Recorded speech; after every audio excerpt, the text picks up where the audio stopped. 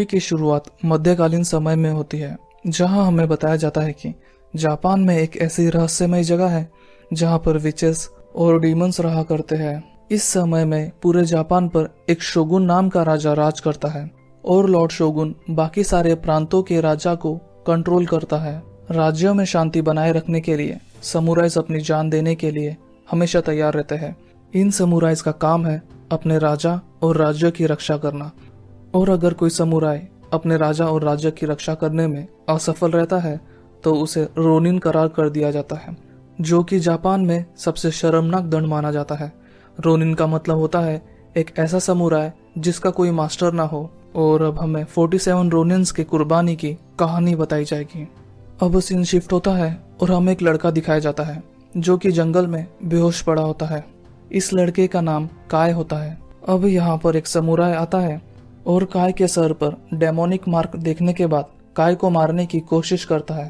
तभी लॉर्ड ओसानो उस समुराई को ऐसा करने से रोक लेते हैं और काय की जान बचा लेते हैं। लॉर्ड ओसानो आको प्रांत के राजा है, जो कि जापान में एक छोटा सा राज्य है। अब लॉर्ड ओसानो काय को अपने साथ आको में लेकर आते हैं ताकि वो काय का इलाज कर सके। लॉर्ड ओसानो और उनकी बेटी मीका को काय में कुछ खास नजर आया, इसीलिए लॉर्ड ओसानो ने काय की जान बचाई थी। धीरे धीरे मीका और काय बहुत अच्छे दोस्त बन जाते हैं। ऐसे ही बहुत साल गुजर जाते हैं और अब हम देखते हैं कि काय बड़ा हो चुका है। दूसरी जाति का होने के कारण कोई भी समुराई काय की इज्जत नहीं करता। अब हमें पता चलता है कि काय लॉर्ड ओसानो और कुछ समुराइज के साथ जंगल में एक क्रिएचर को मारने आया है ताकि आको राज्य सुरक्षित रहे। तभी वो क्रिएचर सारे समुराइज पर हमला कर देता है। सारे समुराइज उस क्रिएचर को मारने की कोशिश करते हैं। क्रिएचर से लड़ते वक्त बहुत सारे समुराइज की जान चली जाती है। अब वो क्रिएचर एक घायल समुराई को मारने ही जा रहा होता है कि तभी वहां पर काय आ जाता है और क्रिएचर को मार के उस समुराई की जान बचा लेता है। इसके बाद काय की नजर एक नीले आंख वाले भेड़िए पर पड़ती है।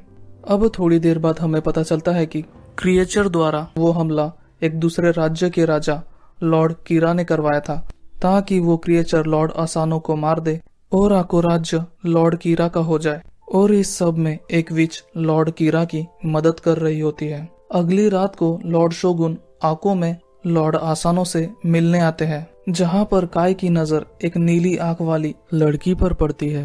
अब काय को याद आता है कि कुछ दिन पहले उसने जंगल में एक नीले आंख वाले भेड़िए को देखा था और अब काय ये बात समझ जाता है कि ये लड़की एक विच है। अब काय ये पूरी बात समुराइज के कमांडर ओइशी को बताता है, पर ओइशी काय के बातों पर विश्वास नहीं करता। अगले दिन लॉर्ड कीरा भी लॉर्ड ओसानो से मिलने आता है।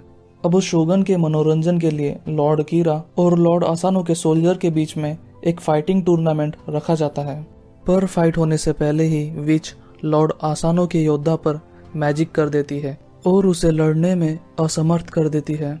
अब अगर इस फाइटिंग टूर्नामेंट में लॉर्ड ओसानो के योद्धा ने भाग नहीं लिया तो शोगुन के सामने लॉर्ड ओसानो के लिए बहुत बड़ी शर्मनाक बात होगी। इसीलिए अपने राजा यानी कि लॉर्ड ओसानो की इज्जत बचाने के लिए काय समुराई का सूट पहनकर मैदान में लड़ने आ जाता है।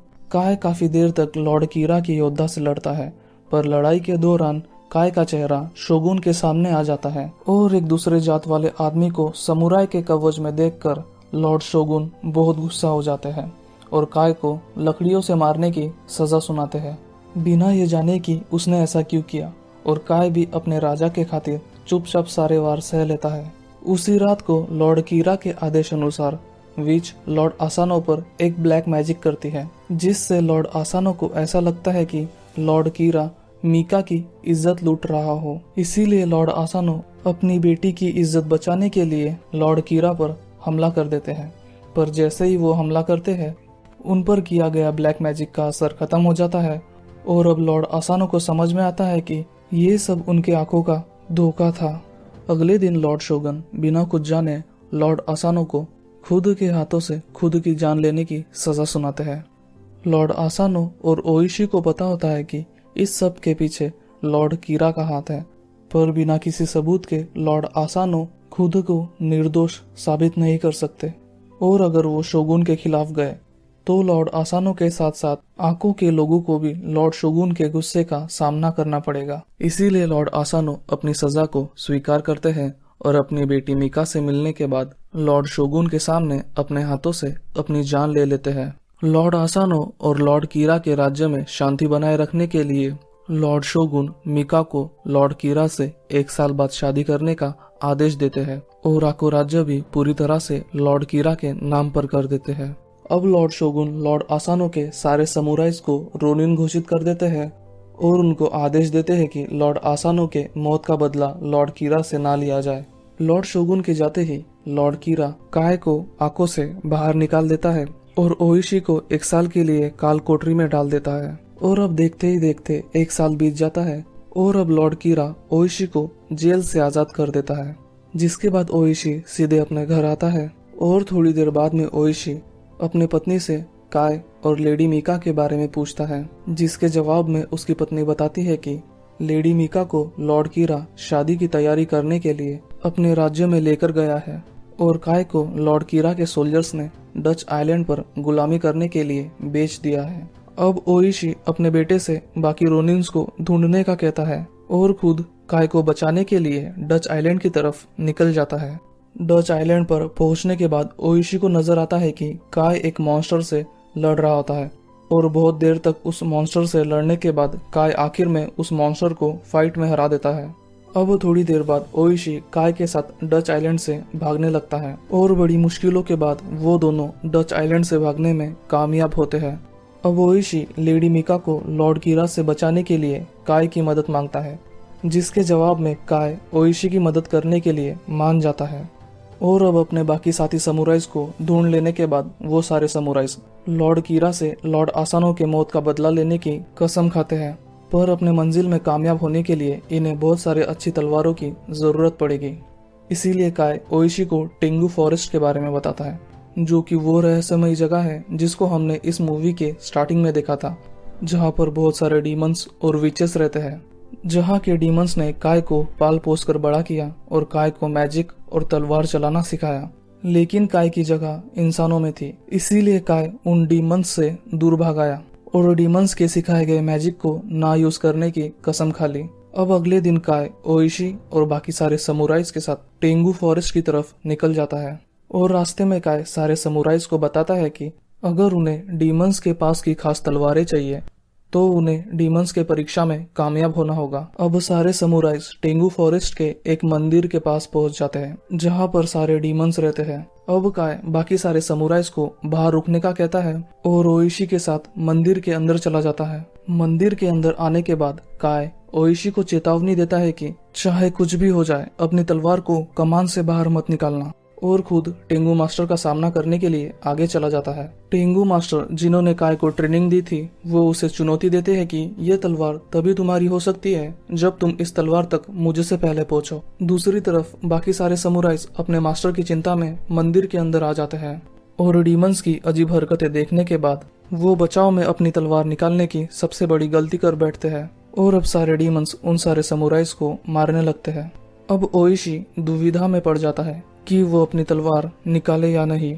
दूसरी तरफ काय की परीक्षा भी शुरू हो जाती है और मैजिक का यूज करके काय अपनी परीक्षा में सफल हो जाता है। यह ओइशी को भी समझ आता है कि वो सब एक छल था और अब काय और ओइशी दोनों डीमंस की परीक्षा में सफल हो जाते हैं और अब डीमंस उन्हें बहुत सारी तलवारें देते हैं। तलवारें मिलने के बाद सारे समुराइज लॉर्ड कीरा के महल की तरफ जाने लगते हैं। अब रात को चुपके से सारे समुराइज लॉर्ड कीरा के महल पर हमला कर देते हैं और धीरे धीरे लॉर्ड कीरा के सोल्जर्स को मारने लगते हैं। थोड़ी देर बाद लॉर्ड कीरा को पता चल जाता है कि उसके महल पर हमला हुआ है, इसीलिए लॉर्ड कीरा लेडी मिका के साथ वहां से भागने लगता है और अब लॉर्ड आसानो और लॉर्ड कीरा के समुराइज के बीच में जंग छिड़ जाती है। दूसरी ओर लेडी मिका लॉर्ड कीरा से बच के भागने में कामयाब होती है। थोड़ी देर भागने के बाद लेडी मिका को काय दिखता है और वो काय को देखकर बहुत खुश हो जाती है। तभी वहां पर विच आ जाती है और वो विच खुद को एक ड्रैगन में बदलकर काय को मारने की कोशिश करने लगती है। इस तरह काय और विच के बीच में एक फाइट शुरू हो जाती है और काय बड़ी बहादुरी से उस विच का सामना करने लगता है। बहुत देर तक लड़ने के बाद काय डीमंस का सिखाया गया मैजिक यूज करके उस विच को मार डालता है और अब सीन शिफ्ट होता है और हमें दिखाया जाता है कि लॉर्ड कीरा और ओइशी के बीच में फाइट शुरू होती है और लड़ाई के आखिर में ओइशी लॉर्ड कीरा को मार डालता है और इस तरह ओइशी अपने राजा का बदला ले लेता है। और अब ओइशी लॉर्ड कीरा का कटा हुआ सर दिखाकर कीरा की सेना को आत्मसमर्पण करने पे मजबूर कर देता है। इस लड़ाई में ओइशी के बहुत सारे साथी मारे जाते हैं, पर आखिर में ओइशी और उसके बाकी साथी इस लड़ाई को जीत जाते हैं। अगले दिन लॉर्ड शोगुन को लॉर्ड कीरा के बारे में पता चलता है, जिसके वजह से लॉर्ड शोगुन ओइशी और उसके बाकी साथियों पर बहुत गुस्सा हो जाते हैं। पर क्योंकि ओइशी और उसके बाकी साथियों ने अपने राजा के खिलाफ वफादारी दिखाई, इसीलिए लॉर्ड शोगुन उन्हें सेपुकू की सजा सुनाते हैं ताकि लॉर्ड आसानो के सारे समुराइज सम्मान से मर सके। सेपुकू एक ऐसी सजा का नाम है जिसमें एक आदमी सम्मान में अपने हाथों से अपनी जान लेता है।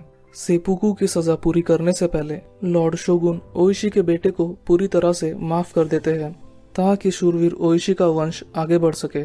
और अब सारे समुराइज लॉर्ड शोगुन के सामने अपने हाथों से अपनी जान ले लेते हैं और इस तरह बिना मास्टर के समुराइज यानी 47 रोनिन्स की कहानी यही खत्म हो जाती है। इसके बाद लॉर्ड शोगुन आको राज्य को लेडी मीका के हवाले कर देते हैं। और अब आखिर में हमें बताया जाता है कि इस मूवी में मैजिक को छोड़कर पूरी मूवी एक सच्ची घटना पर आधारित है और इसी के साथ ये मूवी यही खत्म हो जाती है।